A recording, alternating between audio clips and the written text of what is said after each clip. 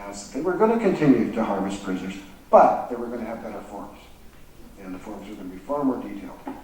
So that's where we're at. And the reason why this picture was too shocking to put in this book is because it's a very embarrassing picture. It's a historical artifact of a much more hopeful time when we thought this was going to end. This was supposed to end with another really boisterous conference with a really good open bar in June, and it didn't happen.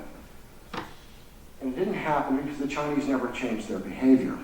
They said they were ending organ tourism. This was on the web till 3 months ago. These are organ brokers, blatantly advertising, and they're in China. This was out there for the longest time, and I really believe that my book had something to do with closing down that website. Okay, you get these little victories, right? But you didn't get any victories here either. There were tremendous disappearances of Uyghurs. These are women who were protesting, saying, "Where are our husbands?" Now, there have been thousands of disappearances. But I think the most telling of all is this woman who came out in spring of this year. She's in Sydney now, and she was given an organs-only examination along with 500 other prisoners.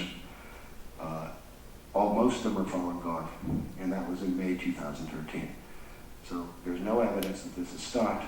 This is an ongoing problem. I thought I was writing history when I was writing my book. I was not. I was wrong. Now, that's where I want to end it.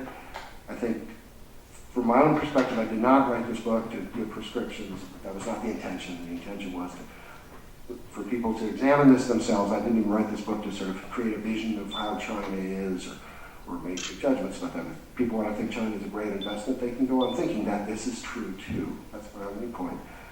I would add that one thing seems fairly obvious to me. I do not see how Canadians or Americans or the country that I live in, how English people can go to China and get an organ where it's clear somebody's going to be murdered for you. I don't see how we can continue to do that. That is the very first and most obvious step in a very long road back from this abyss. Thank you.